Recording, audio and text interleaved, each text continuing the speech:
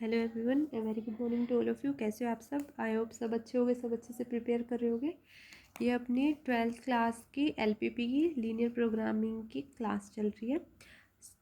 Second term का last chapter है। 6 या 7 मार्क्स में एक्सपेक्टेड है। 6 मार्क्स तो गिवन है, तो क्या पता मे भी 1-2 नंबर का इधर उधर हो जाए, तो 8 मार्क्स तो एज्यूम कर सकते हैं कि एक तो लॉन्ग क्वेश्चन आएगा और एक एमसीक्यू आएगा। और एमसीक्यू अगर बना तो वो कन्वेक्स रीजन पे, कन्वेक्स एंड कॉन्केव पॉलीगन पे, या फिर मैंने एक और डेफिनेशन बताई थी, तो उसी के बेस पे बनेगा कि मैक्सिमाइज और मिनिमाइज होगा या ओपन होगा या क्लोज्ड होगा। इन 5 के अलावा कहीं पे एमसीक्यू नहीं जाने वाला, तो प्लीज़ आप इन चीज़ों को अच्छे से करें। आज हम 1-2 एग्जाम्पल की हेल्प से सीखेंगे कि कैसे इनको प्लॉट्स किया जाता है। ठीक है, तो लास्ट में जो नोट रिमार्क बचे हुए थे एक बार उनको कर लेते हैं, फिर करेंगे। बिफोर कंटिन्यू मेरे बारे में बता देती हूँ। मैंने 12th में ब्लॉक टॉप किया, मास्टर्स और बैचलर्स में मैं टॉप 1% में सिलेक्टेड बाय गवर्नमेंट। तो आप मेरे ऊपर ट्रस्ट करके अपनी प्रिपरेशन बहुत अच्छी बना सकते हैं। श्योरिटी मैं दे रही हूँ, मार्क्स आपके अच्छे आएंगे ही आएंगे, 100 आउट ऑफ 100 भी आएंगे अगर आपने अच्छे से रिवीजन किया। NCERT, exemplar, problems and elements की जितने भी 16 एग्जाम्पल हैं वो सब कुछ मैं करवाऊँगी अच्छे से, साथ में लाइव क्लासेस में करेंगे। जितना ज़्यादा पॉसिबल होगा उतने ज़्यादा जल्दी।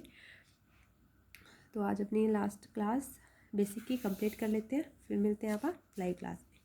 तो फीजी रिमार्क है लास्ट में जो बचे हुए थे, मैंने बोला था कि आप एक बार पढ़ लेना, तो एक बार मैं करवा देती हूँ जो इम्पोर्टेंट है।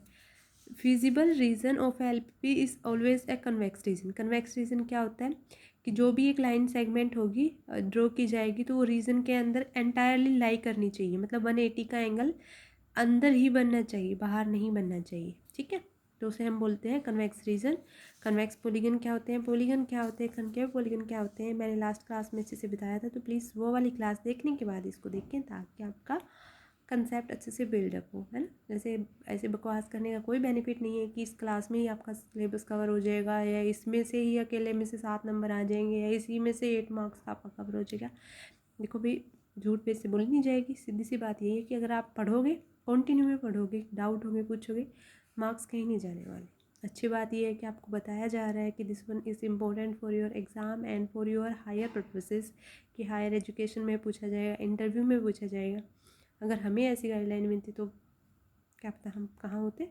बट हाँ, अब भी जहाँ भी है अच्छी जगह पे कुछ खुद का स्टैंड है। If the feasible region of LPP is bounded then it is always a convex polygon, है ना। अंदर अंदर होगा तो हम बोलेंगे कि कन्वेक्स पॉलीगन है। And the maximum and the minimum values of the objective functions must occur only at some vertex of this convex polygon, मतलब उसी के अंदर जो ऑब्जेक्टिव फंक्शंस हैं वो मैक्सिमम और मिनिमम वैल्यूज अटेन करेंगे, तो उसी के अंदर होंगे। If the feasible region of LPP is unbounded, unbounded होगा, then the optical values of the objective functions may और may not be exist. However if exist then it must occur at the same corner point of feasible region, मतलब corner point पे होगा, उसी के अंदर exist कर सकता है और नहीं भी कर सकता, उसके बारे में कुछ गारंटेड श्योरिटी नहीं है। Working rule to find the solutions of LPP by corner point method, है ना। 2 मेथड बताए थे, दोनों के नाम आपको कमेंट बॉक्स में बताने हैं। कुछ नहीं है, स्टेप्स है फॉलो करने की। मैथमेटिकल प्रॉब्लम होगी, जो भी गिवन होगी, नहीं गिवन होगी, स्टेटमेंट की फॉर्म में गिवन होगी। मतलब कि आपने 10 किलो आलू खरीदे, इतने पैसे के खरीदे, तो आप इक्वेशन फॉर्म कर सकते हो, इजीली बिल्ड हो जाएगी। इतना ज़्यादा डिफिकल्ट नहीं है। 10th में आपने पहले लोअर क्लासेस में अच्छे से सीखा हुआ है, और हायर क्लासेस में ऐसे क्वेश्चंस कम आते हैं इन स्टेटमेंट फॉर्म। क्वेश्चंस ज़्यादा आएंगे आपको थ्योरी प्रूफ कि भी आपको गिवन होगा और आपको प्रूफ कर देना होगा। The process for the solutions of a LPP by corner point method can be split up into 3 steps, है ना, बता दिया मैंने। फर्स्ट वाला, consider all the constants as equations, जो भी इनइक्वालिटीज़ गिवन होंगी उनको आप इक्वेशन की तरह ट्रीट करेंगे। लेस देन इक्वल टू है तो देन क्लोज्ड होगा, अदरवाइज ओपन में होगा, मैंने बता दिया था, ओपन प्लेन होगा। थर्ड स्टेप क्या है, draw the graph of each equality which is a straight line, जो भी ग्राफ होगा उसको एक स्ट्रेट लाइन की तरह कैसे भी हो कोशिश करना है कि पॉइंट प्लॉटिंग अच्छे से स्ट्रेट लाइन में हो। Share the required region of each inequality, the common shaded portion represent the region of the solutions called the feasible region. The region so obtained is known as convex region, which represents the set of all feasible solutions of the LPP. Determine the coordinate of the corner points of the feasible region either by inspections of the graph bye solving equations of two lines intersecting at the point. मतलब सिर्फ कुछ नहीं है, feasible reason वो होगा जो अपने according answer का आना चाहिए, जो बनना चाहिए उसी पे आपको सिर्फ इक्वेशंस को इंटरसेक्ट अगर मिल रही है तो इंटरसेक्ट करवा देना उसी पॉइंट पे। Find the values of the objective functions at each of the corner point, the point where the objective functions attain its optimum. Optimum means maximum और मिनिमम। ये डेरिवेटिव की हेल्प से भी निकाल लेते हैं और सिंपल अपना लेस देन और ग्रेटर देन से भी पता चल जाता है। तो उसको बोलेंगे आप optimal solutions of this given LPP. अभी करते हैं remark. Let z is equal to ax plus b y be the objective functions and m small and capital को रिप्रेजेंट कर दिया मैक्सिमम जो कैपिटल वाला है and the small one is minimum. Values respectively obtain by employing the above steps जो पीछे किए हैं। If the feasible region obtain is bounded then जो m और small m and capital M की जो वैल्यूज़ है वो मैक्सिमम और मिनिमम वैल्यूज़ होंगी z की। z कौन सा, जो ax प्लस बी वाई की टाइप का है, तो ऑब्जेक्टिव फंक्शन होगा। फिजिबल रीजन अनबाउंडेड कब होगा, तो उसकी कंडीशन बता रखी है, m is the minimum value of z only if the open plane. Open plane क्या होता है, ओपन आउट प्लेन पीछे समझाया था, कमेंट बॉक्स में बताना। ax plus b y is less than m has no point in common which the feasible region. मतलब कोई भी पॉइंट कॉमन ना आ रहा हो तो हम उसके बोलेंगे कि z हैव नो वैल्यू, कि z की कोई भी मिनिमम वैल्यू एग्जिस्ट ही नहीं कर रही है। अगर मैक्सिमम है कैपिटल M और वो z only open half plane में अगर डिटरमाइन हो रहा है ax plus b y greater than m has no point in common feasible region, तो कोई भी अगर पॉइंट कॉमन नहीं आ रहा तो हम उसको बोल देंगे कि वो मैक्सिमम वैल्यू है। अगर उसमें कोई कॉमन पॉइंट आ गया तो इसका मतलब है कि z does not have any maximum value. मतलब एक कॉमन पॉइंट अगर नहीं मिला तो हम बोलेंगे कि उसकी मैक्सिमम वैल्यू है, अगर मिल गया तो हम बोलेंगे कि उसकी मैक्सिमम वैल्यू नहीं है। आगे कुछ समझ में क्या कहना चाहता है, तो ये ऐसी बातें पूछ ली जाती हैं in the form of MCQ। तो अपना अच्छे से कंसेप्ट बिल्ड करेंगे, आराम से क्वेश्चंस बन जाएंगे। क्वेश्चन बनाने में मैथ्स को समझने से ज़्यादा ज़रूरी है कि आपका बेसिक अच्छे से हो। अगर आपने थोड़ी सी चीज़ें समझ के की तो आप अपना अच्छा स्कोर करोगे, स्कोर के साथ साथ आपके कंसेप्ट बिल्ड होंगे एंड आप कॉन्फिडेंशली किसी और के सामने अपनी बात को रख भी सकते हैं और उससे अपना काम अच्छे से करवा भी सकते हैं। इन द सेंस कि आपको कुछ समझाना है या समझना है, अगर आपको कुछ थोड़ा बहुत आता है तो वो आपको आप इतना इंटरेस्ट लेके अगले से सीखोगे तो वो आपको बहुत सारी बातें बताने की कोशिश करेगा। मतलब जब मैं भी क्लास लेती थी, मतलब लेती हूँ, तो मुझे ऐसा लगता है कि अगर सारे स्टूडेंट्स अच्छे से सीखने के लिए इच्छुक हैं तो हम सारी बातें अच्छे से बताते हैं। मतलब A to Z जो बात नहीं भी बतानी चाहिए वो भी बता देते हैं। मतलब कि हाँ दिस वन इज़ इम्पोर्टेंट। ऐसे ये सिलेबस में नहीं है और कोई भी टीचर ये नहीं कह सकता कि दिस वन इज़ इम्पोर्टेंट, क्योंकि उनके रूल्स और रेगुलेशंस के खिलाफ जाके वो बातें हैं, लेकिन हम बता देते हैं ताकि थोड़ा बेनिफिट हो जाए और बच्चों को एटलीस्ट ये तो पता चले कि ये इम्पोर्टेंट है। तो एक एग्जांपल करते हैं, उसकी हेल्प से हम क्वेश्चंस को समझते हैं कि हमें कैसे कैसे क्वेश्चन सॉल्व करने हैं अपनी इस एलपीपी की इक्वेशन में। बहुत ईजी सी एक्सरसाइज है, कुछ नहीं है ज़्यादा। देखो 3 या 4 एक्सरसाइज है, 3 ही है और इतनी मुश्किल नहीं है, 4 है 4। देखो जैसे इसमें फोर्थ वाले में क्या स्टेटमेंट बेस्ड गिवन है, क्वेश्चंस को बना लेंगे आराम से, कोई इतनी दिक्कत वाली बात नहीं है। तो अपनी 4 एक्सरसाइज है, इजी सी है, करेंगे आराम से। बट एक बार एक क्वेश्चन को समझ लेते हैं। चलो इसी क्वेश्चन को ले लेते हैं। फर्स्ट एग्जांपल थोड़े आने की प्रोबेबिलिटी ज़्यादा है एंड ये हरियाणा में 13 में आया हुआ है, तो मैं एक्सपेक्टेड जो भी प्रीवियस ईयर क्वेश्चन पेपर होते हैं वो तो आपको अच्छे से करने ही चाहिए। और क्या पता ये आगे भी आया हो, क्योंकि मेरी बुक 15 की बैच के अकॉर्डिंग है, 14 एंड 15 के बैच के अकॉर्डिंग, क्योंकि मेरी 12th 14 एंड 15 के रिगार्डिंग हो गई थी complete. Solve the following linear programming problems by the graphical methods. Maximize करना है z is equal to 5x plus 3y subjects to constants. ये ऐसे ऐसे इक्वेशंस गिवन है और ऑब्जेक्टिव फंक्शंस क्या गिवन है 5x प्लस ऑफ 3y।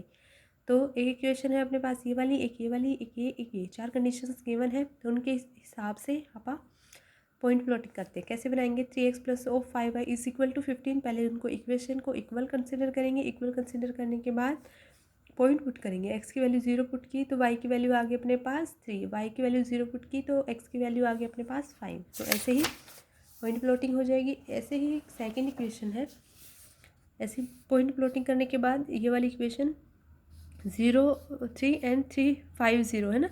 तो ये वाली एक जो फर्स्ट इक्वेशन थी वो अपना ग्राफ आ गया कुछ ऐसा ऐसा, ये वाला है फर्स्ट इक्वेशन का। अभी जो ग्राफ है वो सेकंड इक्वेशन का बनाना है। 5x + 2y less than equal to 10 given है। इक्वलिटी का साइन है, that means closed half plane है।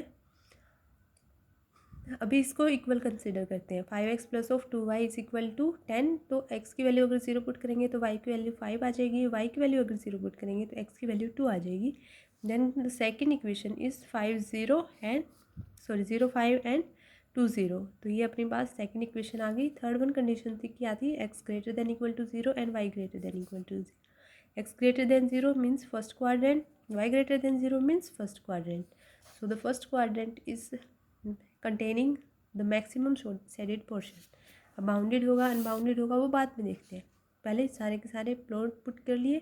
अब उन्होंने बोला कि ये condition less than equal to वाली है, तो इसके नीचे आ जाओ, इसके नीचे ये वाला कंसिडर है। ऐसे ही इसके नीचे भी आओ तो ये वाला कंसिडर होगा, लेकिन कॉमन शेडेड पोर्शन में करेंगे तो सिर्फ इतना ही आएगा। ठीक है, मतलब मैं एक बार इसी बात को कॉपी पे अपलोड करके बता देती हूँ। एक सेकेंड, देखो अपने पास एक रीज़न आया है कुछ ऐसा ऐसा। सेम ड्रॉ करना है, चलो सेम नहीं करते, थोड़ा सा वेरिंग कर लेते हैं, मतलब आपको अगले क्वेश्चन में समझ में आ जाएगा। अगर ऐसी कुछ इक्वेशन है और कुछ ऐसी इक्वेशन है, तो इसका भी रीज़न बोला है कि ये फर्स्ट वाली है, ये सेकेंड वाली है। ग्रेटर देन इक्वल वाली कंडीशन तो ठीक है कि हाँ एक्स से ऊपर चले जाओ, वाई से भी ऊपर चले जाओ, मतलब इसी डायरेक्शन में। ठीक है, अब जो बोल रहा है कि इस वाली जो कंडीशन ग्राफ के अकॉर्डिंग ये नीचे जा रहा है, ऐसे ही इतना तक, मतलब इसके अकॉर्डिंग ये नीचे तक जा रहा है। ऐसे ही जो ये वाली लाइन है इसके अकॉर्डिंग भी ये नीचे जा रहा है, means this one is the shaded portion. अब सबसे ज़्यादा चीज़ कॉमन क्या आ रही है, मतलब बार बार अगर पेंसिल कोड से ड्रॉ करेंगे अच्छे से तो ये शेडेड पोर्शन होगा, मतलब यहाँ से ये वाला पॉइंट नहीं, ये वाला इतना इतना, तो this is the shaded portion. अगर ये बाउंडेड है अनबाउंडेड है उसके बारे में बात करनी है, अब जेड के ऊपर बात है। तो ऐसा ही कुछ यहाँ पे भी ड्रॉ किया जा रहा है और ऐसा ही कुछ यहाँ पे, बस वो थोड़ा पास में पॉइंट ले लिया, इस वजह से ज़्यादा स्टडी सी कर दी, बट ठीक था, समझ आने की बात है। अभी ग्राफ कर दिया अपन ने ड्रॉ। अब हमें क्या बताना है, हमें तो बताना है कि एक्स और वाई की जो मिनिमम वैल्यू, अगर कोई एक पॉइंट मिल गया तो इसका मतलब है कि वो बाहर लाई कर रहा है, मतलब उसकी कोई मैक्सिमम या मिनिमम वैल्यू नहीं एग्जिस्ट कर रही है। अगर पॉइंट मिल जाता है तो हम कुछ अलग बोलेंगे, नहीं मिलता है तो कुछ अलग बोलेंगे। यही आपने रिमार्क में पढ़ा है। The intersection common region of the above plane, दिख रही है आपको अच्छे से, द शेडेड पोर्शन, तो क्या होगा, विच इज़ बाउंडेड, बाउंडेड तो है तो कन्वेक्स पॉलीगन में है, इट मीन्स इट फॉर्म है। अगर इसके अंदर कोई लाइन ड्रॉ करेंगे, लाइन सेगमेंट ड्रॉ करेंगे, then it will give 180 angle and 180 angle completely fulfill the condition of convex polygon. The coordinate of the corner points of the feasible region are 0, ये सारे points plot करने हैं। तो ऐसे ही अपने पास जो स्केल की हेल्प से करेंगे तो ये पॉइंट्स आ जाएंगे आराम से, जैसे इसका 1 पॉइंट समथिंग आएगा, इसका 2 पॉइंट समथिंग आएगा, तो उसको ऐसे फॉर्म में लिख लिया ताकि कैलकुलेशन वर्क ईजी हो जाए।